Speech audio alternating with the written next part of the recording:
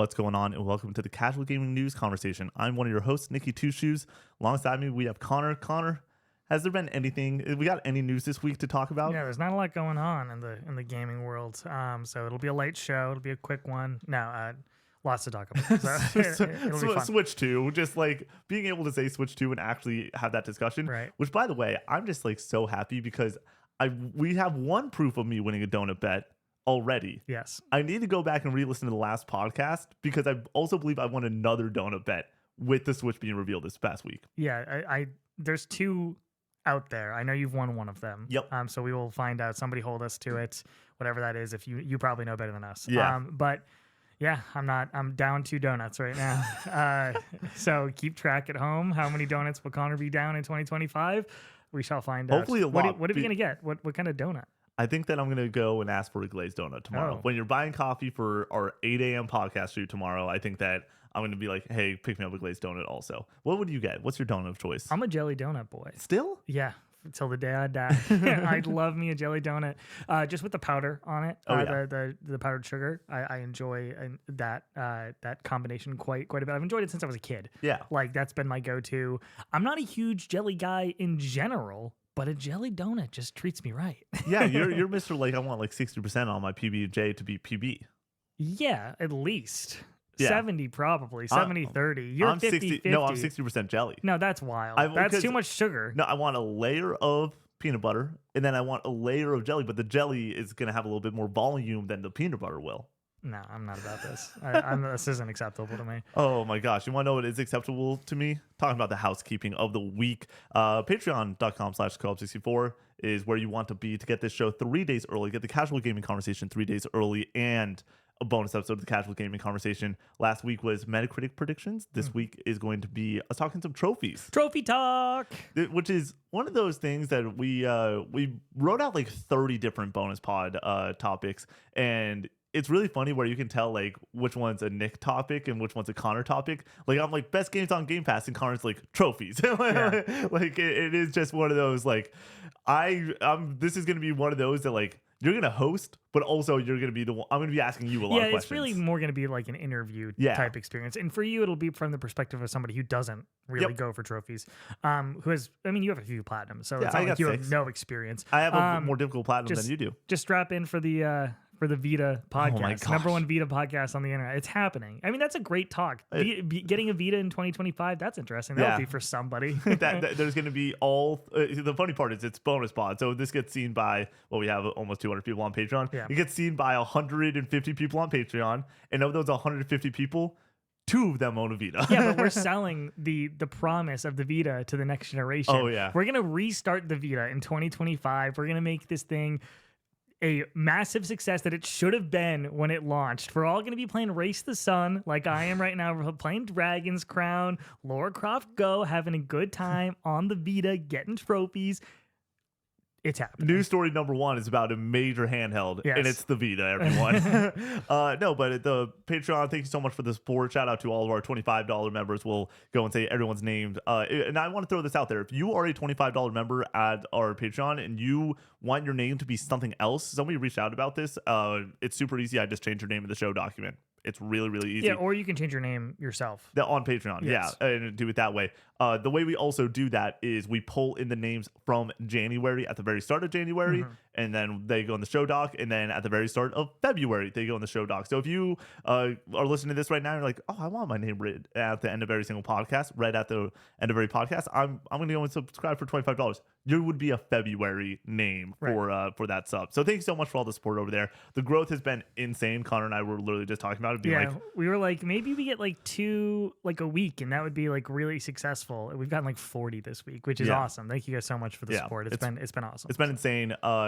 Me and Brady have some ideas cooking up for something we can do for 200 if we can get to 200 during the next 12-hour stream we're doing. Okay, I have a fun idea. We're close. We're at 180 something. Yeah, 180 181ish. Yeah, I mean, unbelievable supports. Genuinely from the bottom of our hearts, we cannot believe it. And also with all the TikTok news, it's one of those things of like, man, we launched a Patreon when people should be giving less shits about us more than ever when it comes to the content consumption, where it's like it's the sport's been amazing. The sports on the podcast have been amazing.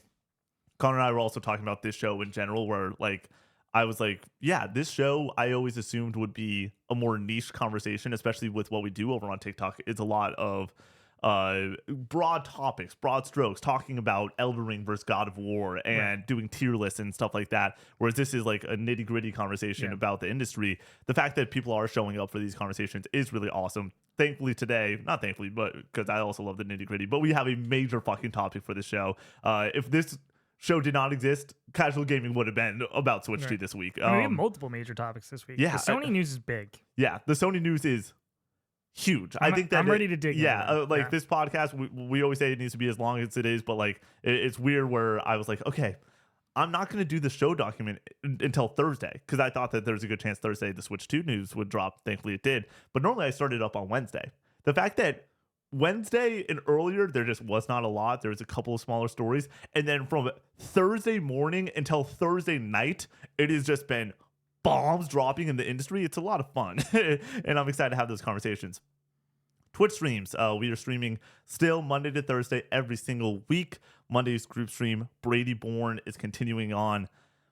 Connor, how much fun has Brady Bourne been? It's been great. It's been stressful, but it's been great. It's been a lot of fun. Me singing Best Friend's Brother for Bloodstar Beast, the BSB turned into the BFB. It was so much fun. Yeah, Brady loved that. Yeah, if you want to see Brady swear at me, go check out that VOD. It's a lot of fun. But it's like, it is the best. Those streams have been phenomenal. People have been showing up, showing out, having a great time with us. Having that in person this past week was just like, all right, finally we're actually, once again, this is the first time that we're doing group stream in 2025.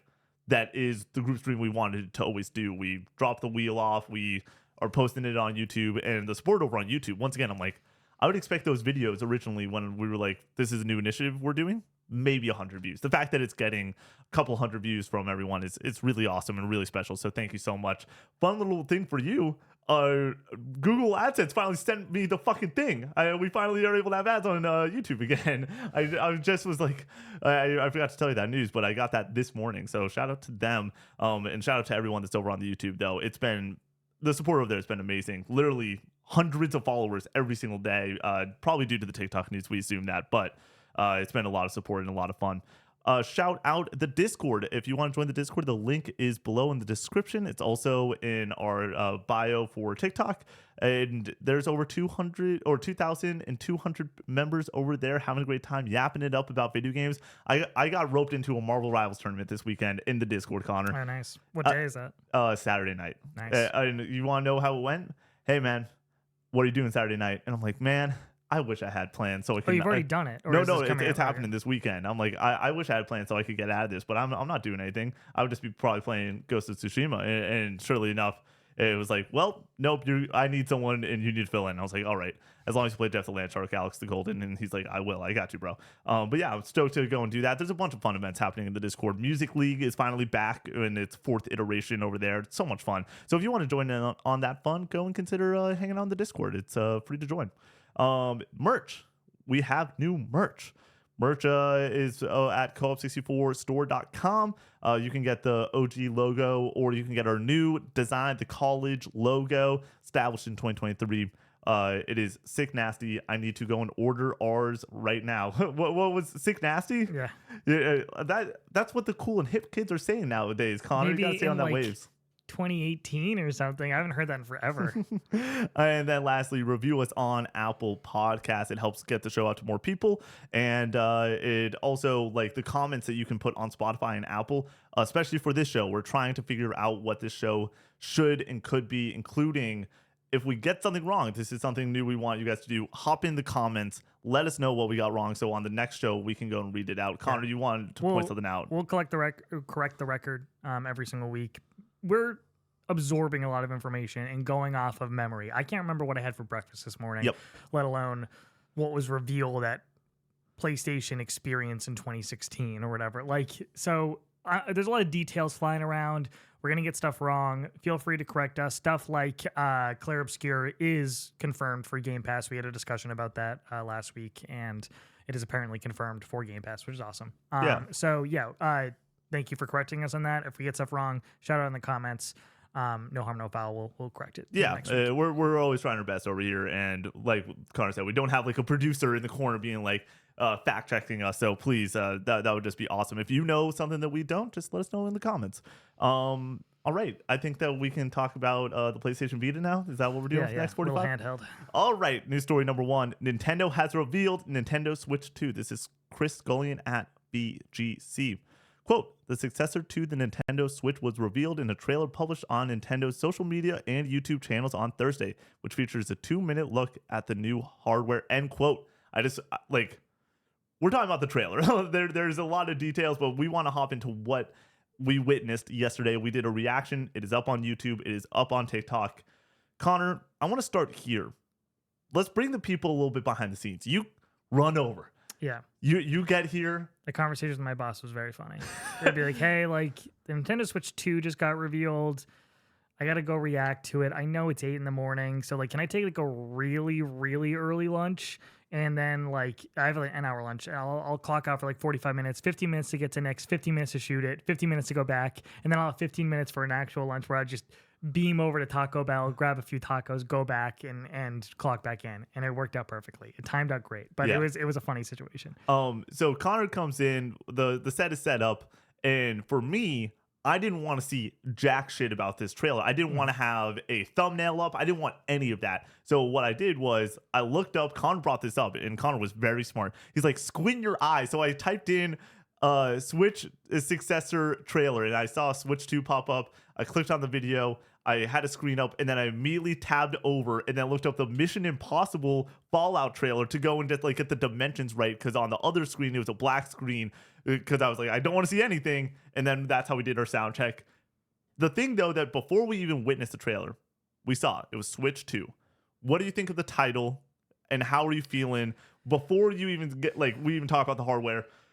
There are as many details we need to discuss about the hardware in this 2-minute and 20-second trailer, but it is Switch 2. It is here. What was your initial impression, understanding that we finally are witnessing the Switch 2? It's uneventful, but it's still exciting. And we've kind of went back and forth about the Switch 2 name for a while now, and they have to do it, is the conclusion we've come to.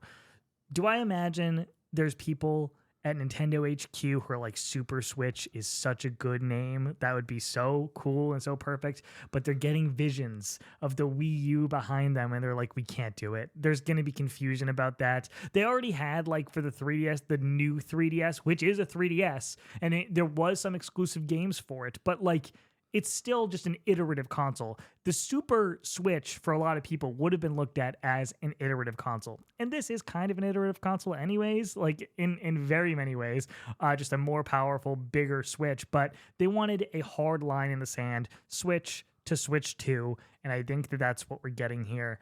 At the end of the day, for me, when it comes to my excitement for the console itself, it's about the software. I was never going to be very excited about how this thing looked, and based off of how it looks, that feeling has been confirmed. But what got me out of my seat was Mario Kart 9 or 10 or whatever it's going to end up being called. So that's what I'm going to be excited about. I think the trailer was sleek. It was fine. It was lacking a ton of hype, because I don't think that there was a lot of hype that you can elicit from something that is so iterative. So yeah. For me, I was stoked on the fact that it was iterative. I loved that it was the Nintendo Switch 2. My big thing was last night talking to the Twitch chat and talking to pre-stream and everything. Everyone was like, why wasn't it called the Super Switch? And my response to them was, what do you call the third one? Because we're going to get another one of these iterations. The super duper Switch. People were like, super Switch. I'm like, no, it has to be the Switch 2, because we are going to get a Switch 3. Yes. Like, this is the roadmap going forward. Yeah, it needs to be. And Nintendo used to make awesome handhelds, and they made good consoles, and then they were just like, all right, let's have these people go into bed together and make the fucking Switch. Like, it is perfect. And if you're like, I don't think it's perfect, well, look at Mr. Nintendo's bank account right now, because this is the second highest selling console ever. Mm-hmm. Like, I'm sorry, this thing's fucking awesome. It's going to sell a bajillion units, and yeah, why wouldn't you just go and make a step up? And then I also want to look around at the marketplace and be like, the PlayStation 3 to 4, 4 to 5 is just a souped up PlayStation. It's just a Yeah. box that plays your exclusive first party games. That looks different. That looks a little bit different. But like, I mean, looking at my PlayStation 5 right now, like maybe they could have gone with the safer option. Yeah. I love it, but like at the same time, some people don't. And don't be afraid. They still have some whimsical aspects, as was shown in the trailer. We're not losing weird Nintendo if the mouse aspect is true. So let's hop into two of those questions I have written out for this. One, do you think that this event itself, 2 minutes 20 seconds, was a good reveal event? Like when we look back at the pantheon of reveal events for consoles, was this good?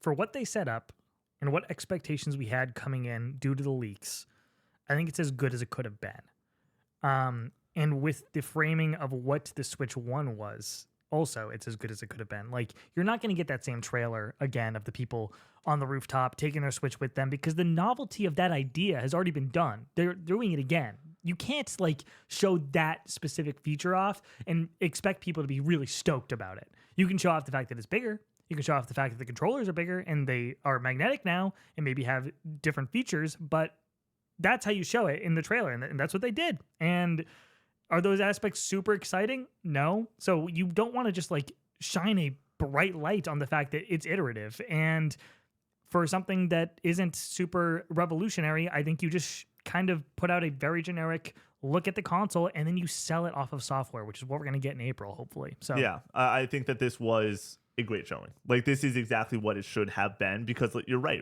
If you're not going to show the software in all of its glory, it needs to be I think that like deconstructing the Switch and being like the screen is bigger, the Joy-Cons have bigger buttons, it's a magnetic connection now. Hopefully that means that the Joy-Cons are a little bit better. And like I think that an issue I have with the Joy-Cons, even though I love them as controllers, is the weight to them. I don't mind the size too much, but they are very cheap feeling. Having just a little bit more of like, just because they are bigger, I assume it might be a little bit heavier, will help out quite a bit with how that feels, I hope at least. But like seeing what this looks like and seeing it compared to a Steam Deck, where it is a little bit smaller than a Steam Deck, thankfully, because that thing is beefy as all get out. I think that this is the perfect size. It is a little bit of an upgrade. I think that it is exactly what I want. I'm stoked that we didn't get the Mark Cerny breakdown on all of the specs for this thing, because at the end of the day, what the first look should be is, hey, what is this thing? Like from a bare bones perspective, what is the Switch 2? And they do a great job. They size up the screen, they show how the Joy-Cons are work, and then they put a big old 2 on it, and they say, that is the Switch 2. We now understand. I think that our mother could have understand, our grandmother could have understand what that trailer was saying. Oh no, it's a bigger, badder Switch 2, and there's a giant 2 at the end. And then for them to go after the fact and have Mario Kart 9 on there, I'm going to just say Mario Kart 9 from now on, just to appease the people. I think we're both on the same wave that it's going to be Mario Kart 10 if they use a I think it'll be called number. Something. That's kind of where I've landed. I think that would work well too for them, because either way, I think that it's wrong. If you do Mario Kart 9, it's like, well, does Tour does not exist, and like you don't want to talk about it. And if you do Mario Kart 10, people are gonna be like, well, where's 9? And so I think that might be the best marketing solution for that. But to go and even have a soft look at that game, see the 24 racing tracks, or 24 slots for characters to be potentially 24 player kart, for Donkey Kong to be looking stupid as fuck. Cursed. But also I'm like, it. but here's the thing. I'm like, I'm gonna play the fuck out of Donkey Kong in this game. It's gonna be a lot of fun. It's just something you just have to get used to. Yeah, I think that in a few weeks we're just gonna be like, yep, that's Donkey Kong, and it's whatever. I think that it does lean a little bit more to the Mario movie Donkey Kong. Just a little bit more. I've heard people say that, but I'm going off of my memory, and I don't feel like that's the case. He looked like Donkey Kong in the movie. This doesn't even look like Donkey Kong to me. Like the whole like eye socket, like with it being just like a black void.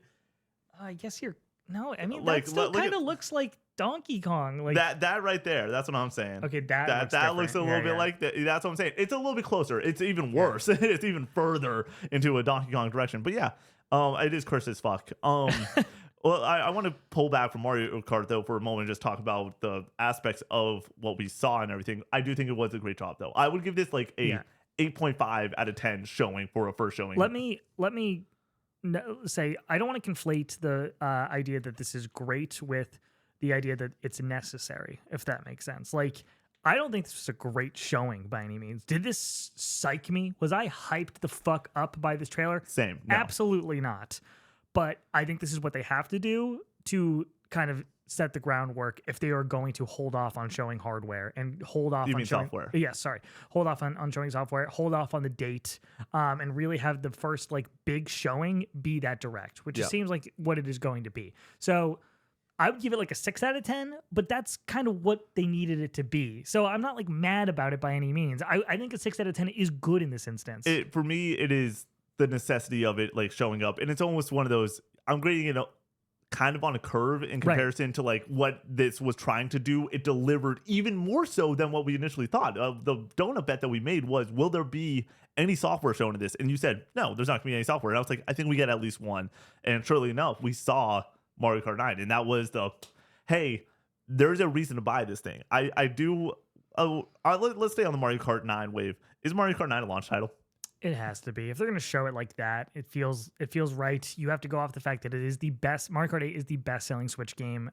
I think it has to be the million best-selling Nintendo game. Period. You would imagine. Wii Sports is. Oh, okay. If you count that with pack-in or whatever, but it's got to be one of the highest selling. Yep. Yeah, maybe I'm totally off base there. I think Wii Sports Resort also is like a crazy amount for some reason. I kind of didn't factor in the Wii. That's really what you need to factor in. It's the highest selling Switch game by like 10 million copies over Animal Crossing. Yeah. And the Switch is the best selling Nintendo console, so I was just kind of like going off of that. But probably there's like the shovelware Wii games like Carnival games or whatever. Oh, yeah, seemed those like things. Everybody just had or whatever naturally. Just Dance, dude? Are you kidding me? Stuff like that. But yeah, I think that launching it with your best hit, whether we necessarily relate that game Mario Kart with Nintendo in the same way that we relate 3D Mario or The Legend of Zelda as like the big heavy hitters, I don't think you consider Mario Kart for the general populace like that as like a heavy hitter, but it is a bestseller for them.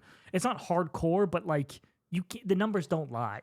So I don't blame them for launching with it. In my mindset, you launch with that, and then you can have that second beat in a month of a Metroid Prime or something else that is a little bit more hardcore, or it is day one for the hardcore people. Because you need both. For me, you need a single player game. Exactly. You need something for me who doesn't have any friends or a girlfriend, right? Like I need to go and have my solo game that I can play on my flat screen and have a great time with, right? Yeah. But then, surely enough, the thing that's going to sell this console, and I actually, they're not going to pack it in because maybe holidays they might pack it in. But you're going to be the Switch starting kit is going to be a Nintendo Switch Mario Kart forever. That is going to be what it is. In the same way that back for 7 years running, the holiday bundle was Mario Kart with the Switch, and it was a great deal. And if you were picking up a Switch, hey, it comes with Mario Kart. They want to run that back in some way where it is, hey, get ready. I think that you have to assume that it is a Switch launch title. There is, I would say, a 2% chance, maybe 3%, that it is a month after the fact and they launch with Metroid Prime just to go and sell the fucking shit out of Metroid Prime. You can't sell a console with Metroid Prime. Like, you can't. Like, you need a killer app. And whether or not we think Metroid Prime is going to be awesome is beside the point. My question for you, though, is do they sell 20 million no matter what? Because I think that they're going to sell that 20 million copies of Nintendo of the Metroid Switch. Or the yeah, but I don't think necessarily then people. I think you hurt your initial sales if you were launching just with Metroid Prime. Okay. I don't think that's possible. Okay, like you can't do that. That is in my opinion, it's forcing the consumer's hand to go and buy it to have something to play on that new console and everything. If you want to do that. I said like 3% chance that's the case. I think that we get either both or just Mario Kart at the start. You have to launch with a killer app, and I struggle to think that Mario Kart 9 can be that for the hardcore Nintendo fan. If I was picking up my Nintendo Switch on day one and the first thing I had was just a new Mario Kart, like that feels, as a hardcore gamer, completely different than picking up the Switch, going back, popping in Zelda Breath of the Wild and having this whole new single player experience and like having my mind blown. Like, I don't think you get that from Mario Kart 9 in the same way. And I think that the only way you get that is through Zelda and through 3D Mario. So even I think that you could get both at launch. Wait, are you saying the 3D Mario launch? Yes. Or you can get something at left field. I think There's something that we don't know about. I mean, like you could do Mario Kart 9 and Metroid Prime. You can do both. Yep. You have to do both. You cannot do just. I Kart. don't think you can just do Kart or just Metroid Prime. It needs that killer single player game, and it needs the killer app, which would be, or the killer multiplayer like high seller, which would be Mario Kart. But I'm trying to think of this from the framework of like the hardcore Nintendo fan being excited, and I feel like you need that single player experience. So we'll see. But yeah, it's weird because Mario Kart 9 for us is so exciting. I know, and that's the fun part, having the conversation with content friend like Jacob, who's just like, I don't give a shit about Mario Kart 9. Where's my Zelda? Where's my 3D Mario? Right. And he's a huge, like, he's the Mr. My Switch collects dust unless I get that major first party type of game. And I'm like, for a lot of people, that is the case. Your Switch, unless you're playing the latest Nintendo banger exclusive, you're not playing your Switch. You're playing your PlayStation. You're playing your Xbox. You're playing your PC. And Metroid's never been that, though. Metroid has never been this high seller. It's well beloved, but it's never been like, it's not Zelda. It's not Mario. Like, it is a huge step down from that. But I think that the answer and the response to that is cool. But Mario Kart 9 is going to sell. It'll supplement it. I think that is probably enough. I think that it is enough. I think that there is a world that they do just launch with Mario Kart 9. Yes. And I think that is one of those things. They get away with it. It's not that, in my opinion, it's not them getting away with it. It's them saying, we want to go and pack in the game that is going to be the highest selling Switch game ever. Pokemon. Do you think that Pokemon Za is day one with it? Could be. I don't think so. You could this is a better outcome for them as a business, is Pokemon and Mario Kart on the same day. If that's your launch lineup, Pokemon and Mario Kart, that is a winning formula. Oh yeah. If you have Metroid in there as well, I think that is like considerably like one of the greatest. But I think you trickle out a little bit more. I think a better 1-2 punch for getting people through the door is Pokemon and Mario Kart. My thing is they don't need to get people through the door. They're gonna day one sell out if it's just Mario Kart. The day one is going to be impossible to get a Switch if it is just Mario Kart. It's gonna be impossible no matter what. But I think you're not in the business of just like selling enough, which I think obviously it's all relative. But like you could sell a ton if it was Pokemon and I'm saying that you do Mario Kart and then a month later you do Metroid and then 2 months later you do Pokemon and then your holiday game is Mario, 3D Mario. This is all assuming there's no swan song for Switch. None of these are. That's true. We can in the next few months. We can reel back and bring in story number 2 here if we want now. No, but let's continue. Let's. There's so much more Switch 1 stuff that I want to discuss. Switch 2. Switch 2 stuff. Yes.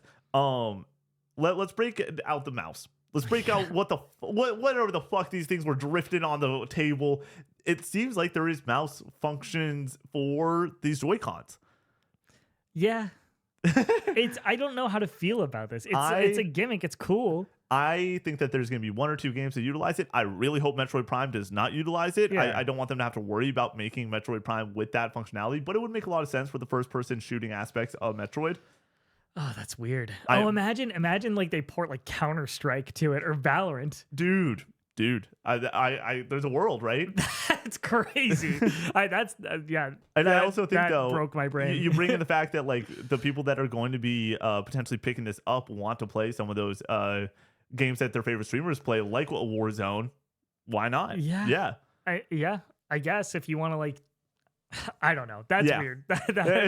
Connor's brain just went and melted. I feel like that would be like the worst way to play these games, obviously, but like it still probably feels better than playing a first-person shooter a big on one. Controller. Let's bring in a third-person shooter, Fortnite. Like, Fortnite with being able to go and swing the controller and everything is but we need to like important. Really function very well. Oh, but then you don't have WASD. Like you don't have a keyboard. This is how you move your directions.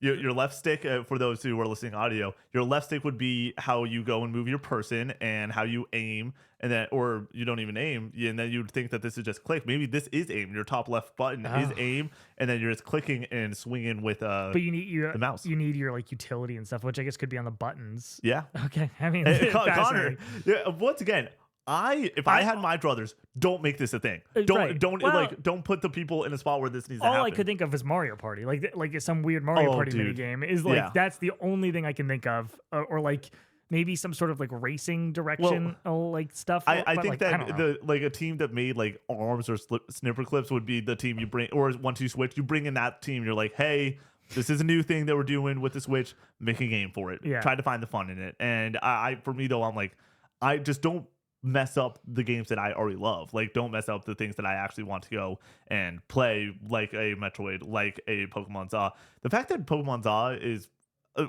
such a weird. Let's get off this mouse functionality because my brain is also broken if I even want this to be a thing. But to be clear, I don't want it to be a thing. I don't really care if it exists. Do you think it's going to exist? Yes. Okay. Clearly. I mean, they don't show that in the trailer like that, and then there'd be rumors about it to just not have it be a thing. I do think it's weird that as those controllers were drifting, that like they didn't like show like a button being clicked in a way that would actually like confirm that it's mouse functionality. I do think that is for April 2nd. Let's talk April 2nd, Connor. Real quick about the console. How do you feel about the magnetic aspect and like the little notch thing that's in the console? You worried about that snapping off? You worried about that breaking? No. This is one of those things that I believe that the manufacturers know what they're doing well enough to. Yeah. Well, like, think about it. It's one of two options. You're either this controllers will be connected and you're not going to worry about that, or it's going to be placed in the dock. And you're not going to worry about that unless I get a dog and its tail hits the fucking switch off the thing. Which I will thinking say, of like a kid just like ripping it or whatever, and it just snapping that bit but off. That's being a kid being stupid, and they could go and break it over their fucking knee if they I'm wanted just to. saying you can't easily do that with the current Switch. You have to like unlatch it or whatever. Which I guess you could like rip it off. Well, no, I think that there's going to be an unlatching method for the magnetic aspect of it. I do want to say that the magnetic aspect does nothing for me. Same. You know what I mean? Like, it's interesting, I guess, that they made it work and it's hopefully comfortable, but like as a gaming experience, it's like, oh, thank goodness it's magnetic. And I think I've just done the same thing again. I would have had no problem. I think that there's a little bit like when I'm holding the Switch, like the Joy-Cons aren't as locked in as I would like them to be. I have noticed that too, and so if this can lock them in a little bit more, that does excite me. You ready to talk a little bit of April 2nd? Mm-hmm. We will do a full predictions episode. If not, we're sure as fuck doing a betting special. That's why the bonus podcast exists. Yeah. To do a betting special for the Switch 2. Don't get me wrong, it's gonna be a great time. I don't know who I'm gonna call up for it, but I hope we're gonna get more people than just you and Brady to go and throw down some bets. It'll be a lot of fun. April 2nd Direct. I want to start here. Is it too far away? Yes. You're saying this 70-day, 80-day period, it is too much for them to overcome? But I would say not to overcome. I'm just saying as like a consumer, I'm annoyed by it. I want that information now. Like a month later would have been nice. But 2.5 or whatever it is, like that's a little bit frustrating. Yeah. For me, it's frustrating, but like the amount of games that are coming out in February and March, it's going to be here before we fucking know it. It feels like with that date, do you think that they wanted to announce this in a few weeks? Closer to the Direct? It's a good question. I don't. And I think that's partially because of story number 2. They want to get this out now. Then they want to do story number 2, which is another Direct. Have it breathe a little bit. Why not do it after the second or the Switch 1 They could do it, but I think that now we're talking about getting into March and the fan base really getting restless and there being way too many leaks. And it's just like... Yeah. I think that the plan was always, hey, we're going to do this, and then maybe we'll do another Direct that's not Switch 2 based, and go from there. But for me, when I see April 2nd, I don't. It is far, but the way that my brain has worked now after doing this for a year or so is just like, time fucking flies with this shit. Like we're going to have a Direct from Xbox. We're going to have probably a PlayStation State of Play in February. Like all this stuff is just going to keep moving, and then you get into Vowed and Monster Hunter Wilds and Split Fiction and Assassin's Creed Shadows, and then all of a sudden it's fucking here. Like I'm not really complaining that much, but like, do you wish it was sooner? I mean, I like information. I will like the software is what's exciting for me, like we said. So like to have to wait 3 more months. Like after this tease, it's just like, okay, and we've already predicted some of the software, and we will do. I assume there will be a part 1 prediction, which will be the main casual gaming conversation. That we'll do a full you and I sit down, lengthy long shot for that event, and then I assume that we'll also do a betting special on the bonus podcast. Which once again, if you've never seen a betting special with us, Easy Allies betting special is they did them forever. We wanted to go and get in on that fun, throw some bets down ourselves. And those are arguably my favorite thing to shoot that we do in general, and not doing them last year was pretty brutal.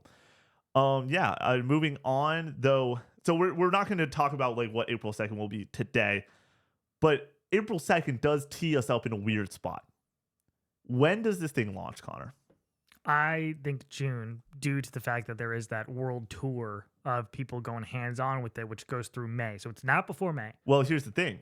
The last time that they did a world tour for Switch 1, they did have a date after it launched. It was the week it launched. It was the week it launched, but it was like March 3rd is the Switch date. March 4th, there was an event, I believe, in Seoul. This is one of those. Get in the comments if you know, and this is me trying to pull information from the back of my head. But yeah, that is there. There is a date in there that is, hey, it can happen after the fact to get people hands on, just have them have their moment. Doesn't change anything for me. Yeah, It's still June. I think that's a good time to release. I think early June or late. You don't want to play around with Memorial Day, probably like a holiday or anything like that. Yeah. I assume so. Maybe like 20th of May, but I think June at this point now. Like seeing more details come out, seeing them do the Switch experience. I would have said even sooner but we're talking about 50 days from Switch like main event to the launch of the Switch 1. I think 50 days makes sense again. Right. Like where it's going to be April 2nd, we see the software, big blowout event. People are getting hands on with it. People are doing press previews and everything. And then it is a month or so later. Hey, this is let's get this in the hands of the consumers and let them go crazy with it. If it is June, is that a bad time to launch a console? I don't think it really matters. I don't like this can come out in any month as long as it's not like GTA month. But they're also running a different race than the GTA. Well, I still think it hurts. I think GTA hurts everything that is coming around. I also think that if I'm talking movies, yeah, you know what I mean. If I'm talking to my buddy, let's just throw Andrew in there, and I'm like, hey man, do you think about getting the Switch 2? And it's like, no, I'm gonna get a PS5 for GTA 6. Like if that, I do think that there is a separation there. So I think if we're assuming that GTA is the fall and this is June, I think it separates them wide enough that it doesn't really even factor in at all. And yeah. So the weird part is the SGF aspect of it is like, how do you go and have this event, and then when's the next time we hear from Nintendo? Is it a September Direct? Has Nintendo really been involved in SGF? I mean, 2021 they did an event. They don't do SGF, but they've had directs around that summertime for like during the Switch 1 life cycle in the 2020s and everything. So no, I think you do the Direct in April, console in June, and then maybe do another Direct in September. Okay, that. I'm down with that. That makes a lot of sense to me. Last question with Switch 2, and then we'll move on to story number 2. What's the price of this thing? And let's also have the fun one of like, what can they get away with, and also what do we want it to be? I think they can get away with 500 if they really wanted to. Just the whole landscape of video games has changed so much over the last decade that I think the pricing structure of what is acceptable has gone completely out the window. We laughed at $600 for a PS3. I think that PlayStation's next console could be $600 and they can get away with it. I think Nintendo, after selling 140 million Switches, are like kind of on their high horse, similar to the Wii U. So hopefully they don't the Wii U. So hopefully they don't kind of make the same mistakes. I imagine they will not. And they're like, we can charge whatever we want. But I think $400 is where we end up. I think at the maximum 500, I could see it being 350, but 400 seems right to me. $100 more than the Switch. Yeah, I think 350. It sounds like a little bit impossible. Like why would you make it 350? Why not just make it around even 400? How much more of like a consumer friendly number is that 350 compared to 400? How are you able to bring in more consumers 350 to 400? And I think the answer is no. I think that it's either $400 or $500. Like. That is it. Those are the two options in my mind. I think that this one's going to be $400. I think that in 3 years, we're going to get the Switch OLED, Switch 2 OLED. It's going to be $500. How much is a Steam Deck? I know this is going to be less powerful, but the landscape for handheld consoles is very different now than when the Switch came out, obviously. So, like, I know this isn't going to be as powerful, but, like, I think we're talking like $500. Right? I thought it was 400, but this is one of those things where we don't have a Steam Deck. It's $400 for a 256 LCD screen, and then the OLED is $550. Okay, yeah. So I mean, like, if that's kind of what we're talking about, I know it's going to be more powerful. Obviously, they're different, but the market for handheld consoles has changed pretty dramatically 400 is still on the low end Yeah. of that kind of conversation of the ROG Ally, of the Steam Deck, of the Lenovo, whatever. Yeah. Like, there's so many of them out there now. But like, I think 400 seems right. I think 500 would get a lot of scoffs and a lot of backlash, but I don't think it would matter in the long run. I think they could charge 500, but 400 is my prediction. Great. Ready to move on to story number 2? Yep. Let's do it. Another Nintendo one. I don't think that this is the second biggest news story this week, but it definitely does deal with Switch 2. So it's a continuation of story number 1. This is Chris Gullion at VGC headline. A Nintendo Direct focusing on games for the original Switch is coming next month, it is claimed. Quote, during its Switch 2 reveal today, Nintendo confirmed that a Nintendo Direct presentation dedicated to Switch 2 would broadcast on April 2nd. However, 2 insiders with reliable track records have now stated that a separate Nintendo Direct based on games for the original Switch will be coming in February.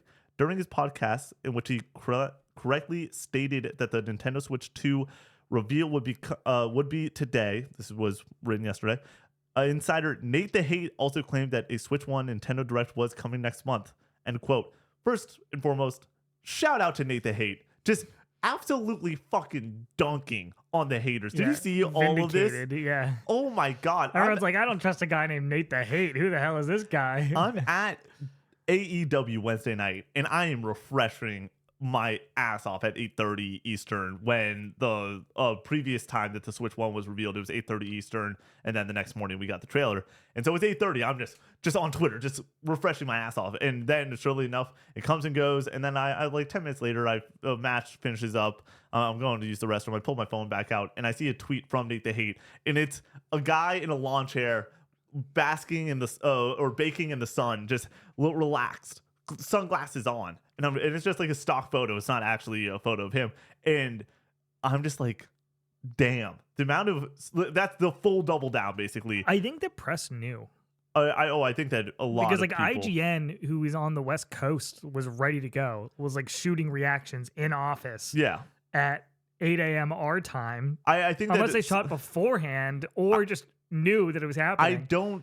I think that it's one of those things where Jeff Grubb also corroborated and heard, hey, it's going to be around probably 8 a.m., one of those things where it is, if you're really on the inside track, I assume that you knew about when it released. Apparently it was 8:16 in the morning when it released. Oh, really? Like, it released at not a round number. And so for that to be the case, I assume that everyone was expecting 8 a.m. I even thought about like setting up the apartment the night before because I was like, I feel really good when people are willing to double down like that. They're right. Do you remember Jeff Grubb last year when he was like, there's going to be a state of play in May, and then everyone just kept dunking on him, and he's like, it was like May 31st or 30th. Yeah, it was May 30th, and he just goes and he called the people dumb sacks of shit or something. Oh my God. But he's like, people are fucking coming after this man and like screaming at him. Where like, is the state of play? And he's just like, no, like I said, it was going to be May. It's going to be May. Shout out to Nate the Hate though, seriously, for holding his own. But there was a funny tweet from Jeff Grubb being like,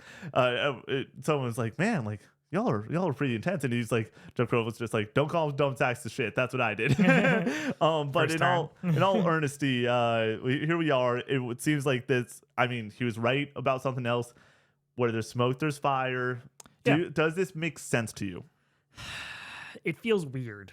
Yeah. I feel like selling stuff for the original Switch after you've announced the Switch 2 just comes off as a little odd, but you can't just abandon it completely. You have 140 million Switches out there. It's just a matter of what they're going to sell. If they show Metroid Prime at this and give a release date before June, that I think erases the fact that this is a launch title. Oh, yeah. Well, I think it will work and be up-res on, but it will not be the launch title for like the Switch 2. It's not something people are going to go out and buy the console for. So I think that'll be good to get that kind of confirmation. You also have Legend Saw as well, which we're supposed to get a Pokemon Direct. We're getting a Pokemon Direct on Pokemon Day. I would bet a lot of money on it. What day is that? 29th, 25th, one of those. February 25th, late February. All right, yeah. So we'll see how that goes. But yeah, I think it's interesting. I think we'll probably see indie games and like just they probably have contracts with people who are looking to release stuff on the original Switch. They want to get that promo in, so we'll see. It's February 27th, by the way, for Pokemon Day. I said February 29th. I was like, I don't know if you can be more wrong about a date that only happens once every 4 years. Well, it happened last year, so yeah. Final Fantasy VII Rebirth Day. Sephiroth. I think that this event does make sense. You gotta go and support the Switch one still. Mm-hmm. When it comes to what they can show, broken record. Twilight Princess, Wind Waker ports make a lot of sense. If it is just going to be a Switch 1, Switch 2 thing, to get those out beforehand, give a reason to go and hop back into those classic titles on the Switch with the promise of, hey, these are also coming to Switch 2, like, or you're going to be able to play them on Switch 2. Like, it's a port. You're not, like, making this thing unbelievable or anything. It's just a great way to go and hop into those titles. I think that that's honestly big enough to close out a February Direct before a Switch 2 Direct a month and a half later or whatever it could be. That would be a great headline. Yeah. But I think you saved that for Switch 2 is the thing. You just got to coast at this point. You just got to get to the finish line. And you already have stuff announced. Don't announce anything else. I don't think you need to hype anything up at this point. Do you think that, here's what I also could see, Partner Direct, Indie Direct, whatever it is. I would prefer that, yeah, personally. 100%. I don't want them to come out with any first-party big guns because it's just like, what would that even be that would be exciting? But I do think that if Metroid is just a Switch 1 game, and that's exactly what they've always wanted it to be, and we're just in a weird timing spot at this point with Metroid Prime 4, it is like, okay, maybe it is a March release or an April release. I would prefer Pokemon Legends and Metroid Prime 4 to be a first half of the year Switch 1 release, and then have the new shit be for Switch 2. And that's what I would hope and I guess technically predict happens. Why would you hope that? I think it's more exciting to have a new Zelda game or a Donkey Kong 3D platformer game. You're saying a full reload of Nintendo first party for the stuff April that we don't know about. Yeah. And I think that that's probably what happens. Like, I know we had a whole discussion like 20 minutes ago about the Switch 2 launching with Metroid Prime, but like, I think that is one of the launch titles. I do not think that is the launch title, and I think there is a game that we do not know about that is going to launch with the Switch 2. So for this Direct, I hope that they talk about Prime, and then they save Pokemon for that Pokemon Direct, which I guess they couldn't say that that's a Switch 2 title in that, do you think? I think that if it is a date that is November, sure, you can call it a Switch 2 title. Okay. September, sure, you probably can call it a Switch 2 title. Right. Okay. I assume that we're going to start seeing trailers that pop up at the very bottom. It is Switch 2 in that like bottom third or whatever, where it's like PS5, Xbox Series X. Right. I think that we're going to start seeing some Switch 2 logos in trailers, and that is going to be a little bit exciting. I mean, this is one of those, it didn't make the actual list, but like Jason Schreier brought up a tweet being like, part of the reason you do this now is so a third party can go and say, hey, our game's coming to Switch 2. Like, now that it is out there, you're allowed to go and make those deals and say those things in a public manner. And so it is interesting to go and have something like this that is, hey, we don't got a lot left in the tank. Like, I was like, maybe it's Mario Baseball. And then I was like, please don't be Mario Baseball. Let that be a Switch 2 title. Right. Like, exactly. I don't want them to announce anything that could be exciting for Switch 2. Yeah. But then again, like, I don't think that Wind Waker and Twilight Princess is exciting enough for a Switch 2 headline. Like, yes, it is. I mean, yeah, I mean, it's what would you prefer? What's more exciting? And this is totally arbitrary. Wind Waker and Twilight Princess. Like, I'm saying, we're building our perfect Nintendo April 2nd showcase at this point. What's more exciting? What would we rather have in there? Metroid Prime 4 day one, or Wind Waker Twilight Princess is coming to Switch 2? I think Wind Waker Twilight Princess coming to Switch 2 is a more exciting reveal probably than Metroid Prime, but it's close. Okay. Like, I mean, Zelda is just so fucking big. You could have both. Totally. Exactly. Like, they both could be there. Zelda's way bigger than Metroid. We said this during the predictions episode for the main casual gaming conversation, where we both expected Zelda this year. And it might be Ocarina remake. It might be what I said of just like, you just need something. It might be the ports or whatever, but you need a Zelda this year, especially with the Switch 2. And the fact that, like, the reason I know it's possible is the fact that we got Echoes of Wisdom last year. Where, like, that came out of nowhere. Out of nowhere. And the fact that they were able to be like, yep, no, we're going to keep the love going for Zelda. It is so important to us. And the fact that I really hope that we're not seeing Animal Crossing or Smash Bros. Or Luigi's Mansion 4 or Bayonetta 4, like, the fact that we sort of know it's a little bit more self-contained of what we can actually see at this event. Once again, all those things are on the table. We could see any of those titles. I just hope that it is a little bit more dialed in, where it is Mario Kart. It's 3D Mario. Maybe there's a Zelda in there. I hope Metroid and Pokemon might be in there. They might show up. But like this event of what February could be, I don't know if there would be a less exciting thing to wake up for to like react to. Well, I think if your first half of your year for Switch 1 is Metroid Prime and Pokemon Legends Are, that's a great first half of the year.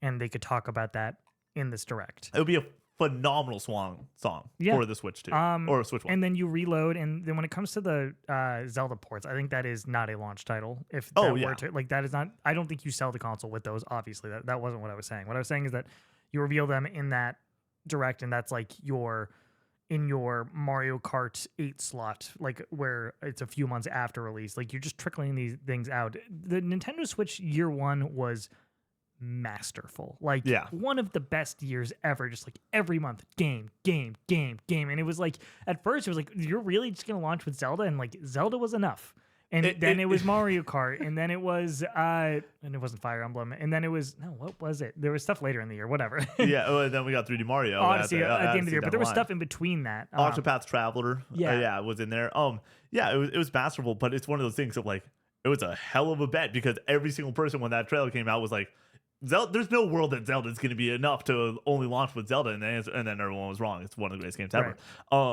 But like, I think that doing a similar rollout plan is very smart. I also, though, it is so interesting and dicey. What the fuck do you do with that 3D Mario title? And like, is it going to be dropped around GTA? And is that going to be an issue? And how are we going to do this? Like, it is a massive issue, potentially. It was ARMS in June, and then it was Splatoon 2 in July, was what I was thinking of. Dude, what an unbelievable just road to glory. And I mean, 2017, 2018, 2019, and 2020 need to be studied. Like, that was an unbelievable stretch of games and years of games. It seems like they just always want games to constantly be coming out. I don't think they can just go dark for the first half of a year. Just because they have a new console coming out, I don't think they can just stop. So that's why if I were to put my foot down right now and make a prediction, I think that it's Metroid Prime and Pokemon Legends are not Switch 2 in April 2nd's showcase. Yes, I think they are.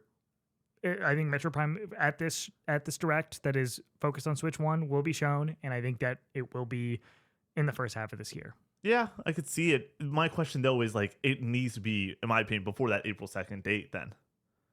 Like, that needs to be March 28th or whatever. Like, because the second that we start the Switch 2 hype train, it's like, you cannot have any, in my opinion, major releases. Because guess what? A major release is going to come out, and I'm just going to go and say, I'll just wait to play it on the Switch 2. Yeah, I guess. But can the hardcore really wait when you have it right there in front of you? That's a great point. You know I mean, if Pokemon Zaw's out, the Pokemon people are going to buy it immediately. They don't care. They'll play droves. anything. Yeah. they played Scarlet, which was a broken game, and they loved it. Anything else you want to discuss on the second direct? Alrighty. Moving on to story number 3, which this would be the number one headline any other week, it feels like. Sony cancels 2 more PlayStation projects. This was reported by Jason Schreier over at Bloomberg. Quote, Sony Group Corp's PlayStation has canceled previously unannounced games at 2 of its top subsidiaries, the company said Thursday.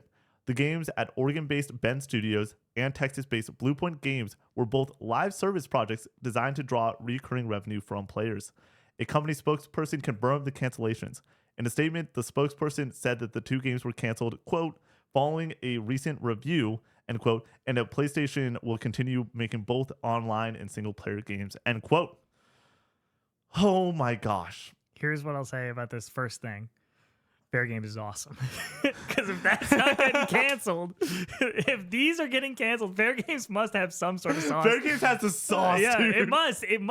If Blue Point and Ben can't make a live service game and those are getting canceled, like Fair Games is safe, it must have something. That I mean, this comes out on Twitter. I've seen a lot of responses to this news. I have not heard that beat yet, and that is fucking hysterical. Yeah. And honestly, I think that there's some truth to it, because like, how the fuck is that game not canceled if these 2 games that we're talking about, Ben Studio and Bluepoint, holy shit. Could be because they're further along. That is true. Yeah. They've been working on that game for a while, so that could be it. Oh, and Fair gosh. Games could still suck, and I hope it doesn't suck. I hope no game sucks. So yeah, we'll see. For sure. But let's start out here. Does it shock you? Does this news blow your mind at all? What the fuck are we doing? What are we doing? Yeah. Bluepoint and Bend are making live service games. We knew about Bend. We didn't know about Bluepoint. Bluepoint was working on support for God of War Ragnarok for 2 years after they finished Demon's Souls. What are we doing? This is like a premier remake studio. You buy Bluepoint to do what they're good at. You don't put them on support and then make them make a fucking live service game. Like, make them do what they're good at. Let them do what they're good at. There's no way they want to be doing this. Let that creativity fly. We talked about them making a new IP. That rumor seems to be just completely out the window. It sounds like they were making a God of War. That this isn't part of this report. It has been corroborated after the fact that it seemed to be a God of War live service game. What is that? Who wants that? Why are we doing that? I know that you want to print money, Sony, and you want to be involved in this space, but this isn't the way you do it. You buy studios like Firewalk, like Haven, to go out and risk it. You don't make your premier single-player studios go out and do this. Days Gone was a fine video game. There's a strong audience behind that. It sold like 7 million copies. That's a successful video game. Maybe not critically, but sales-wise, for sure. It was a good foundation to build off of. They wanted to make Days Gone 2. They said, no, go make some live service slop instead. Something that you've never been known to do. Let them make Days Gone 2. Just let them do it and let's see what they can do with it. Like, I'm glad they are canceling these games and moving in a different direction. I think that there is some argument to be made that it was Jim Ryan who made these decisions, and then with the Concord disaster, they took a reevaluation of everything. I'm going to hop in real quick. Jeff Grubb has gone and said that a reason that these things were canceled was Concord. Like, Concord had helped push them in that direction. Right, yeah. Well, which, I mean, anyone can make that leaping jump, but the fact that was like a statement said by someone is. But you might say Jim Ryan made these decisions, but then Herman Hulst's baby was apparently Concord, and he loved it. So clearly he's on board with these live service stuff, but maybe the whole, like, it's all been shaken up because of Concord at this point. So I'm glad they're moving in this direction. I think that the fact that they were even in this wheelhouse at any point is crazy to me. I still hold to the fact that I think live service for them is something that I understand why they do it. It's not what I prefer them to do, but like, if you just need to grow the company, that's one way to do it. And I don't blame them for bringing in studios and having them go try, but you don't have your premier single player studios working on live service games. You can't do that. Yeah. So idiotic. Yeah. Crazy. For me, the words that keep on coming up to me is calculated risk. You take calculated risks with those live service dart throws that you're attempting. Bringing in Firewalk, for them to have a massive failure, sure, it was an expensive failure, but you're not losing out on the next IP that is going to be the cash cow that you end up making movies out of and TV shows and everything by having Firewalk go and do that. They were hoping that would work out in that way. That's fine. But to go and have Bend Studios, which is one of those, like, I think that they make really solid games. When I hear Bend, I don't think prestige. I think of they help fill out what the Sony brand is and really help potentially push a new IP like that is going to be exciting for us to talk about for years to come, like Days Gone. Do I have any interest in playing Days Gone? No. When the remaster comes out, because guess what? We probably will get a Days Gone remaster. I'm like, cool. And then I might try it and like maybe hop into it, but probably not. But like, I'm excited to see what that team does next. The fact that it was live service is too much of a risk. That is too much of a step to go and take away the fact that we could have gotten new single player IP. And then we knew they were making a live service. Yeah, I understand. And if you're going to make one of the single player first party ones, sure, studios to make it, Bend is like the one that I'm like, okay, fine. But then we bring in Bluepoint, which what have they done when, like, it is Shadow of the Colossus remake. I played it last year, fucking phenomenal. Demon's Souls, played like 5 hours of Demon's Souls, great time. I think this is a great game, and then I sold it. But like, I don't understand. I don't get it. Like, we're having a conversation about two of the best. Now, when we look at what Sony first party is doing, and that's the discussion we need to have, is like, what the fuck are they going to do after this? We know it is Ghost of Yote from Sucker Punch. Sucker Punch. I was about to say Gorilla. We know it's Ghost of Yote. We assume Horizon 3 from Gorilla and Intergalactic from Naughty Dog.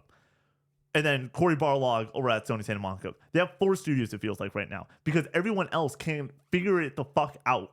And now we're in a spot where it's like, what we're gonna do an episode in a few weeks on this because like I texted you immediately after this news broke. I was like, yep, we need to predict what the PlayStation 5 is gonna be for the rest of the duration at this point, because my answer is okay. Naughty Dog was a non-factor this generation thus far because they were working on factions. Now we have Bend and Bluepoint, non-factors most likely in this generation at all. Like, yeah, Bend's not releasing. Bend and Bend and Bluepoint are not releasing games on the PS5. I would say Bluepoint, if they go and say, hey, remake something, there's a chance we get it 2027 or something. There's a chance. Yeah. A chance. Why not just save that for the launch of the but PS6 that's then? the other side of it, where you go and just say launch it with a PS6. I concur. We're probably not getting those games. So now we're looking at the rest of this PS5, and we're going to have a full-on discussion about this. It's a full podcast topic in my mind. But, like, what the fuck are you doing? The fact that you brought these studios in, and we had Fair Games, which apparently, like you said, it might be fucking awesome, the fact that it's not canceled. Fair Games, Concord, The Last of Us Factions. Now we have these two other studios that we don't know, like, what. They're nothing burgers now. We aren't even playing these games. You have the Horizon multiplayer game coming too. Here's the thing. I kind of believe in that one, with it being a Monster Hunter like game and like going in. That sounds fun. That pitch to me, I think any of these could be fun. Why are we putting resources into it? I think God of War multiplayer did not sound fun. Yeah, me too. I don't know what the fuck that would be. We kind of got it with Ascension. We got it with Ascension, but like I just don't know what the pitch of that game would be. And I don't necessarily think that we're talking about teams that were 100% like forced to do it, but I do think that from the up top they heard, hey, we want to do a live service push, and then those teams were like, can we get creative to get the funding to go and do a live service game? And then that's an easier pitch probably to make than just an outright game when they want more live service in their studios. I'm with you. Like I'm really frustrated as a PlayStation owner right now, where I'm like, cool, this year is Death Stranding 2, which is a partnership for an exclusivity, and then for a first-party game, we're going to get Ghost of Yotei. Thank fucking God.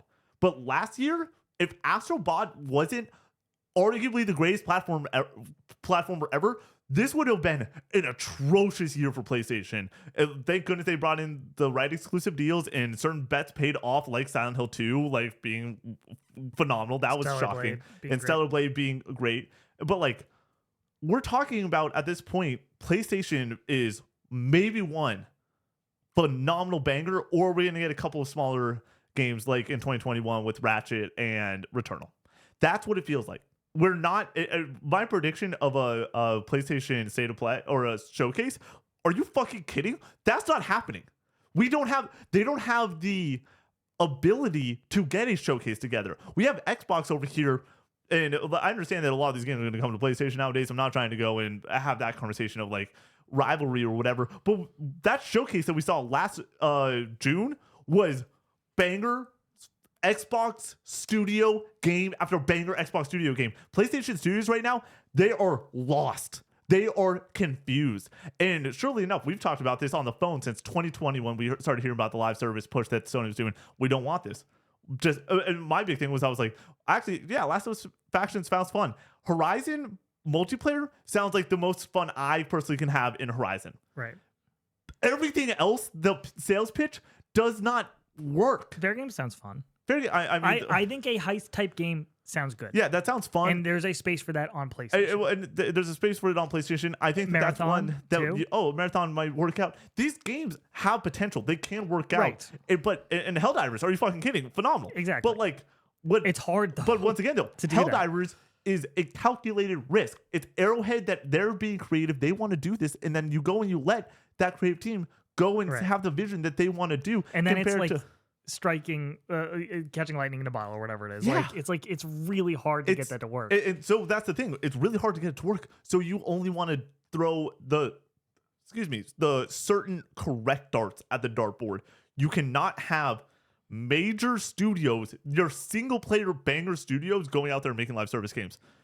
Like Guerrilla with Horizon, Shu apparently said that Horizon 2 was like, they expected a little bit more from it. Not saying that it like completely like didn't perform well, but they expected a little bit more from the interview with him and Greg Miller that went up on Wednesday. Like, sure, in my opinion, that makes sense. Okay, go and let them go in. If Guerrilla wants to go and work on that or help support a multiplayer game, sure, That's fine. But we can't have Naughty Dog. We can't have fucking Blue Point. Ben, I'm putting to the side. For me, Ben having a live service studio game getting canceled is completely like, yeah, I think that you and I could have like, we'd be having a really rational conversation right now, it feels like. Right. But the fact is that that Blue Point, It's which Blue is Point, yeah. arguably, when I think of prestige PlayStation, I'm thinking you bring Blue Point in to make prestige PlayStation games. That's not happening right now. It is going to be 7 years, probably, at a minimum, from when we see the next Blue Point game. Right, if they're completely restarting. And yeah. assuming they weren't like working on a single player thing at the same time. And guess what? Naughty Dog, which is the Sony studio, it is Naughty Dog is in genuinely a tier of their own when it comes to being a Sony studio. If you want to ask me how I know that, watch The Last of Us on HBO. That is their studio. The fact that they were wasting time, effort, and resources on Last of Us Factions is we're now going to get maybe Intergalactic on the PS5. Well, I do think that The Last of Us Factions had to come out, would have been a successful game. I think that the idea that they didn't know that they were going to have to support it is ludicrous. That doesn't make any fucking sense. So I don't think it would not have been a waste of time had the game come out. Yeah, I agree. So there's that. But guess what? It didn't come out, exactly. So now it is a waste of time. Yes. So, but I don't think we would have been mad at PlayStation or Naughty Dog for wasting time on that title had it come out and have been good. Yes. But so we're just speculating there.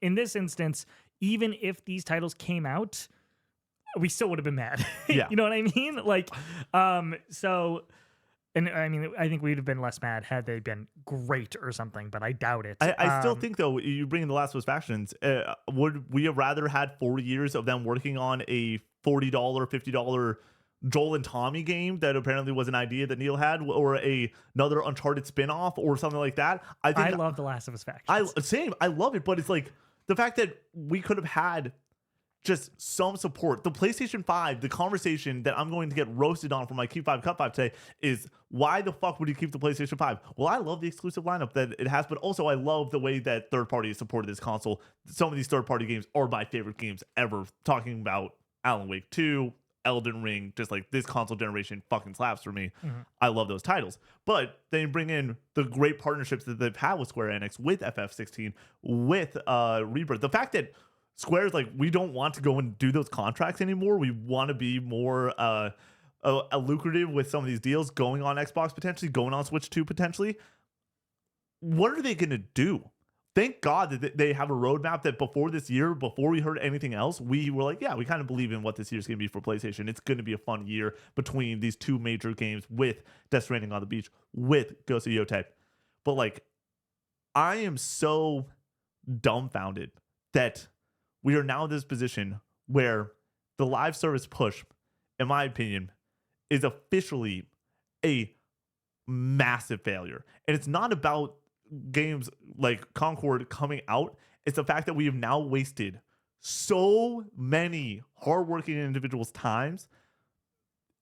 You can't do that. When you and I could have told them this was a stupid idea. Like, how are the execs at PlayStation not being like, they see the dollar signs, dude. It's the shareholders and the need for constant growth. Like, they can't just keep making single player games for this set amount of audience. They need to grow. They need to make more money and appease those shareholders. And that's the reality of the situation. But as you and I could have predicted, like, this is just not going to work out in the end. It's just really hard to make a successful live service game. It almost feels random what ends up picking up steam or whatever. Like, it just doesn't make a ton of sense what ends up getting that mainstream appeal. Like, Helldivers, I thought was going to be great, but I could have never predicted that it would sell 12 million copies. Nobody could have predicted that. Like, so Arrowhead's the biggest believer at Arrowhead was not predicting 12 million and it being the best-selling PlayStation game ever. So it feels completely random, and to PS5 just put all your stock in all of your prestige studios into that, it just doesn't make any sense. Yeah. So this is, I think that once again, we're going to have a full-on, like, what is a PlayStation 5?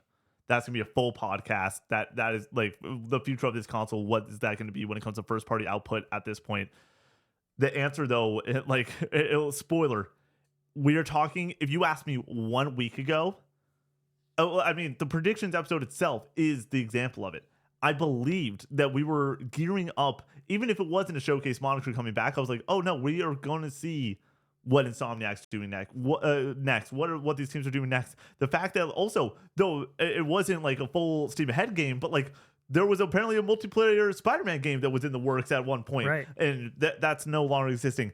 They need to totally just push off. The only two games that should come out at this point, and I think that it's more the sunk cost aspect of them, is Marathon and Fair Games. Right. Other than that, once again though, I just don't love Horizon the way that a lot of our fans do. I could be sold on Monster Hunter Horizon because I'm sold on Monster Hunter, and doing that with robot dinosaurs sounds pretty cool also. Right. So like I think that there's a world that can come out, but like we cannot look at Sony and say that they are flawless at this point in the generation. There are so many major missteps that they've had in the past few years that this is, and it's not about the stuff that's come out often. Concord's the example of what has come out and has been destructive to their branding. We are talking about what's not coming out, and what's not coming out is now going to affect the amount of PlayStation exclusives that we have by the end of this console.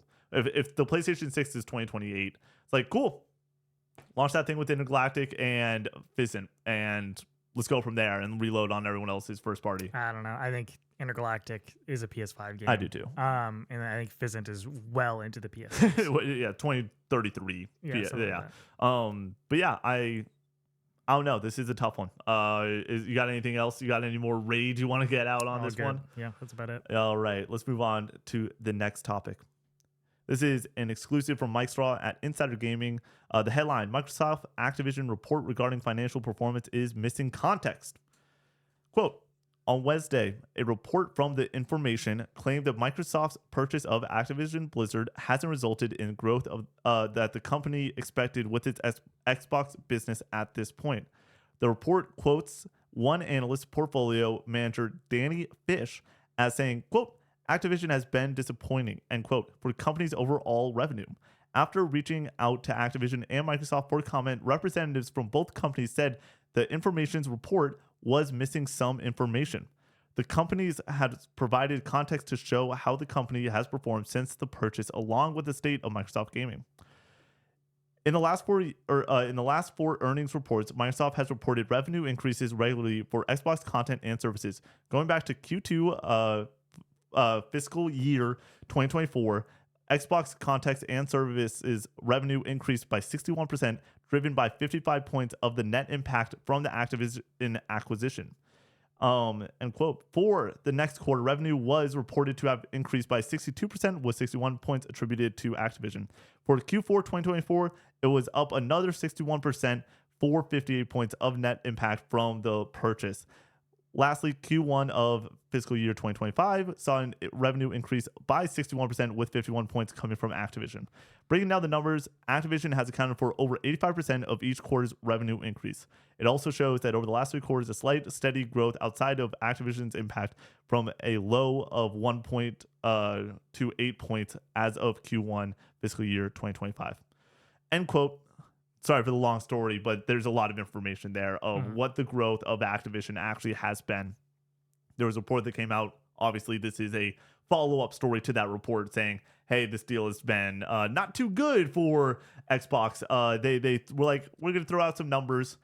Obviously, I want to remind everyone, I forget who the statistician is, but stats are known as lies, lies, and damn lies. You can make stats say a lot of things to make your business sound X, Y, and Z, right, to whoever you want to go and peacock your way to go and say, hey, this is going to be amazing. I don't necessarily think that. I mean, I think this is, generally speaking, good news. Obviously, being up in revenue obviously is a good thing. But I think expectations and these numbers can be different, if that makes sense. If their expectations might have been higher, then it might be painting a different story here. But we don't know that information. So I'm not sure exactly, based off of these numbers, what Xbox feels about this performance, because we don't know what their initial expectations were, but they sound good on paper. So yeah, like you said, this is one of those things where I do think it's important to go and get out there when there is straight up misinformation being told of like, hey, they're down in numbers or whatever. It's like, no, this seems to have been a very lucrative deal bringing Right. Activision in, because it is just raising their revenue by quite a bit. I But just wish that it would take the pressure off of other Xbox studios to just kind of like bring up the stuff a little bit more in house, have have more exclusivity, and make these games more associated with Xbox rather than still going very much third party. I thought that maybe Activision might help with that kind of scenario. With you have your big bucks coming in from Call of Duty, that you can focus a little bit more on taking risks of keeping your first party stuff on just Xbox, but it seems like that's not what the case is, that they're going to be releasing more games on PlayStation. yeah, So as somebody who's rooting for Xbox, like I think that in order for them to sell more consoles and kind of turn the ship around even more, which is what I would prefer to happen for them to compete more with PlayStation, is have more exclusives, at least have more timed exclusives. Yeah. And it seems like we're not getting that. So we'll see. my hope with Xbox at this point, and like seeing a story like this, is the initial pitch that I gave last January when it was, hey, no, there's going to be more games coming to other places, is timed exclusivity. Where's the timed exclusivity at? Even Indiana Jones, I think, is sort of a win to have even a small time exclusive Right. window. You cannot have day one things coming out on PlayStation for there to be a full on boost in console sales. Like when we look at Doom, it's like where that's day one PlayStation. I don't know why. I wish it wasn't. I don't either. For like, Xbox's for sake. Xbox's sake, Yeah, yeah. I think it's a bad decision. I but think like- that they could sell consoles with Doom. Yeah, because Doom's awesome. And Elder Scrolls 6, when that comes out, I bet dollars to donuts that one's coming to PlayStation day one. Right, me too. And so, like, to go and not have those exclusive windows, I also think, though, that post Starfield, some other decisions, it's like, okay, where's the sauce going to be coming in for Team Green? And I think that the answer is like, okay, they really need to go, and in my opinion, at this point, go the other way with it and fully go basically third party, but still have a console. They'll always have a console, in my opinion. I think that they always want to have some piece of hardware that is, hey, this is an Xbox. But even with the campaign of everything's an Xbox, I mean, you and I, we're Xboxes. I think that the goal is Game Pass, and like you and I were having conversations off camera of like, what's an Xbox win and what does that mean to us when we're talking on the show and everything. And for me, like, I think that this developer direct is going to be full of Xbox wins. Where it is, Right. South of Midnight's going to look fucking awesome. It's going to be on Game Pass day one. I'm going to play it on day one on Game Pass. Like, that game is going to be fucking awesome, hopefully. Clair Obscur, the fact that it is on Game Pass, you and I disagree on something like this, but like, I'm playing that game on Game Pass now instead of playing it on PlayStation because I don't want to spend the money that I've already went and put into Game Pass. Like, that's just where I'm at with it. I just think people will associate it with wherever they play it. I don't think Totally. people look at Clair Obscur if it comes out on PlayStation day one and be like, Yeah. that's a win for Xbox if they're going to go play it on PlayStation. Yeah, and for me though, it is a hey. You said that very well. Of like wherever they play it, that's where you're going to associate it with. Right. For me, That's the why fact, exclusivity is so important. it is so important. But I do think having something on Game Pass and having that option to hop in for less than over on PlayStation, or I mean, Clair Obscur is a really pretty looking game, but it might run on Switch 2 down the line. I don't know. Turn-based games, I feel like work well with Switch 2 in my mind. Like that would, if you can do it, would make sense. I think that like this is, in my opinion, hopefully if it looks great, that I'm going to go and be like, that's a win for Xbox. And so now looking at the Activision numbers and what this did, you said it very well. These stats look great, but like, what if they wanted 100% growth, not 61% growth? Right. I do think it's interesting though. Q4 they were up 62%, and 61 of those points was Activision growth. It's like, okay, that's Call of Duty. That's bigger than everywhere else. I'm pretty sure. It is interesting. It is interesting to go and see that and be like, all right, like there's going to be a bump with Call of Duty. It's going to get more people in the Game Pass. The questions that we're going to be discussing on the show the entire year of, is this exclusive? Is it not exclusive? Is going to get tiring when it comes to not having clear messaging. I really hope that we get some more clear messaging.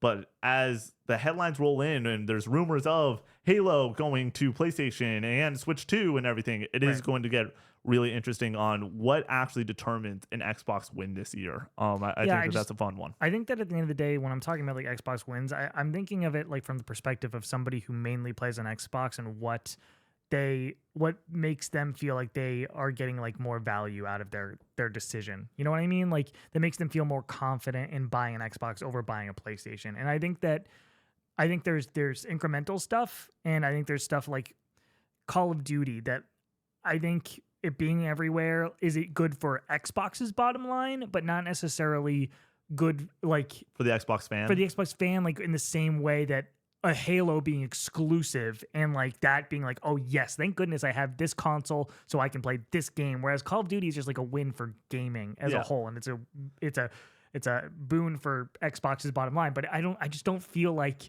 and correct me if I'm wrong, if you are an Xbox fan and feel like that Doom coming to Game Pass is a reason to have that over there. I would love to see those comments if you are an Xbox person. For me, as someone that has all the options to play games everywhere, the reason that I am on, I think, a different wave than you is the conversation of like, I do believe PlayStation and Xbox are fundamentally running different races. Xbox, kind of funny XCast, Phil Spencer goes on there. They lost the most important generation. They lost. For me, that was the total waving of the white flag. And then all last year was them going in, taking L's, basically, but like, except for that showcase. Why? Yeah, I know. It's just like they have the dominoes now that like they could make a comeback. They totally, if they wanted to, put their heels in the sand and say, no, we are going full exclusive with everything in the lineup that they have for this year is like, yeah, this is arguably the greatest exclusive lineup ever. Yeah, that's why I'm just like, I'm critical of the business decisions that they're making. That's really it. Is that like, it has nothing to do with the games. It has nothing to do with like the Xbox like fan base or brand or whatever. It's just the higher up decision making that I'm just like, we're so close to something really great, to the 360. Literally this year, it for the first time ever. Because here's the thing: in years past, it's like, okay, we got the dominoes, but every single domino, as it is important to dominoes, are spaced out perfectly, where if you remove one, it doesn't work.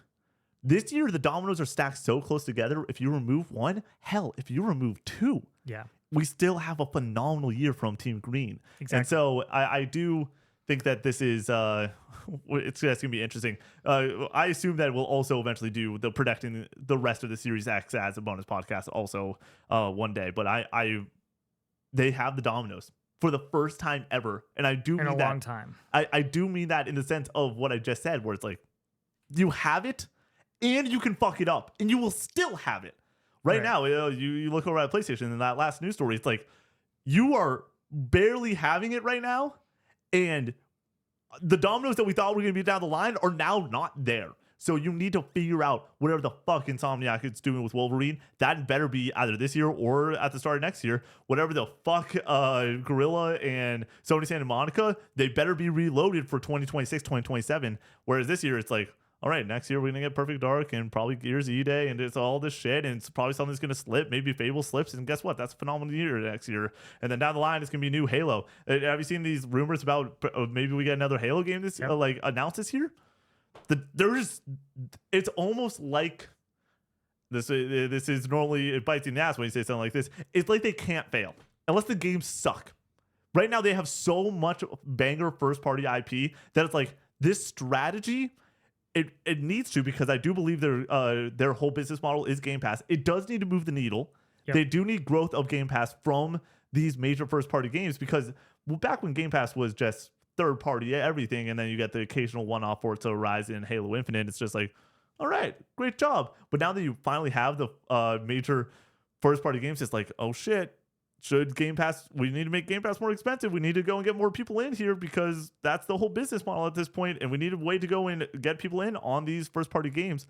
They need that growth. I hope that they get it. I hope that if this is their business model going forward, timed exclusivity is so fucking important. Like, it is so important. If you are going to have South of Midnight, which I think looks fucking awesome, and like we discussed on our Metacritic predictions episode, it could be a 90 or so on Metacritic. That needs to be timed exclusive. I had it like an 83. Yeah, that was a big gap between us, but I think that can, I think the game's gonna be great. Yeah, 83 is great. Yeah, and I think that their entire first party layout next year is all 80 pluses, like for predictions. And though I will say that I always try to just believe when I see it when it comes to Xbox. Just we've been burned. Redfall looks great at first, Yep. and then ended up being bad. Hellblade 2 ended up being lackluster in my opinion. And then you have something like Indiana Jones, which a lot of people thought wasn't going to be great, and ended up being excellent. So it's like, I don't know. I think these games look great, but we have no idea how they're going to actually end up. So For sure. Ready to hop into the next one? Yep. All right, we're going with another Team Green one. This is a story pulled to mainly talk about like 6 different rumors also. Headline, Sega's new trademark could be the secret game at Xbox Developer Direct. This is Sam Seapool over at Insider Gaming. Quote, Sega's trademark for Echo the Dolphin and Echo went public today, and players believe this could be the surprise game at the upcoming Xbox Developer Direct. Spotted on R Gaming Leaks and Rumors, a post by X on X by Gametsu revealed that on December 27th, 2024, Sega filed trademarks for Echo the Dolphin and Echo in Japan, and this information was made public today. Players believe this could be the secret game at the Xbox Developer Direct as it matches the description of being an iconic Japanese IP with lots of history. A few days ago, Xbox revealed that the Developer Direct is scheduled for January 23rd, 2025, during which they will reveal more details about South of Midnight, Clair Obscur, Expedition 33, Doom the Dark Ages, and a secret game. Right after the announcement, a report claimed that the secret title would be, quote, a new entry in a legendary Japanese IP, which has decades of history, end quote. Players speculate that the IP is none other than Echo the Dolphin. How many quote. Echo the Dolphin games are there? The only one I don't know know is like the Dreamcast one. Yeah, Can you look this up, I can please? get on that. If it's Echo the Dolphin, I'm gonna be pissed.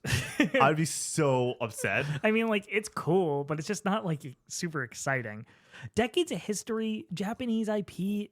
I still think Dragon Quest makes the most sense. Oh gosh, there's 5 Echo the Dolphin games Okay, at well, least. that's not that many. That's one. So we got Echo the Dolphin in 1992 and 94. Echo the Tides of Time 95. We got Echo Junior and Echo Junior in the Great Ocean Treasure in 2000. Echo the Dolphin Defender of the Future. That is from Wikipedia. Okay, that doesn't span decades though.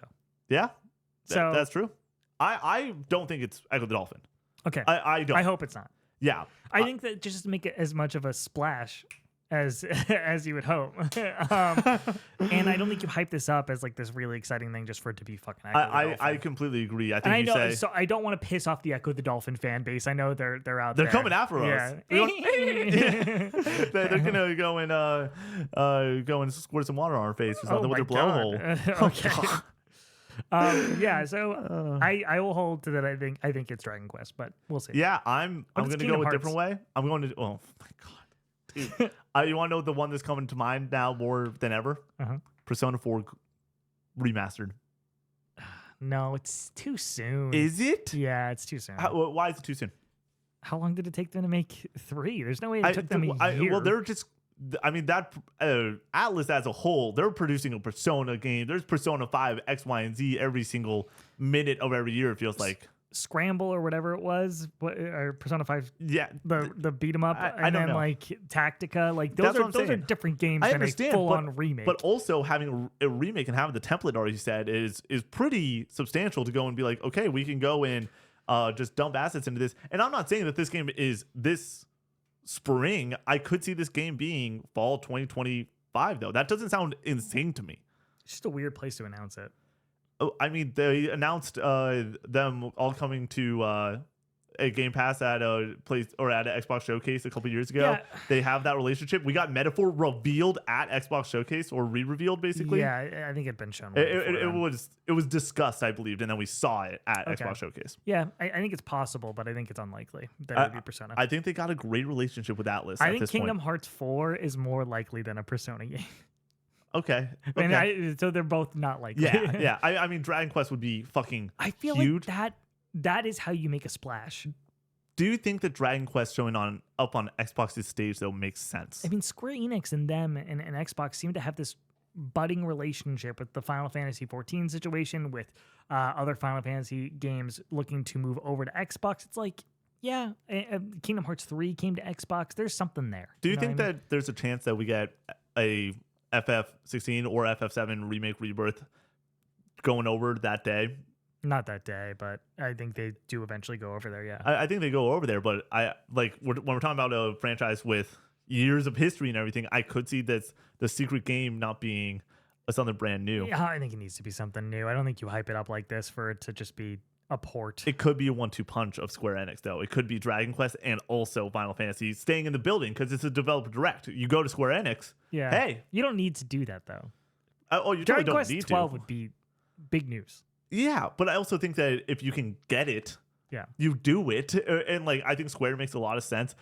I like that we immediately are like, here's the news story, Echo the Dolphin. It's like, please don't be Echo the Dolphin. All right, let's talk about what we want it to be. Let's talk about the return of Echo the Dolphin. Like, Yeah. it's cool. It's exciting. I think that there is love for that IP. Like, I'm familiar with it. I almost picked one up on the Dreamcast a few weeks ago. I saw one in the game store, but like, it doesn't really do anything for me personally. I'd be pissed.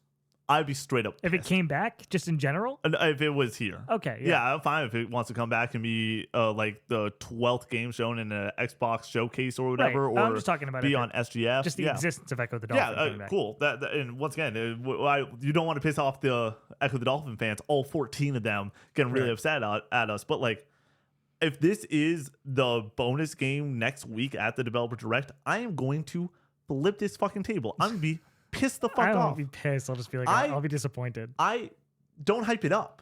Right. Like hey, we only have 3 games this time around. That is, in my opinion, a huge news story.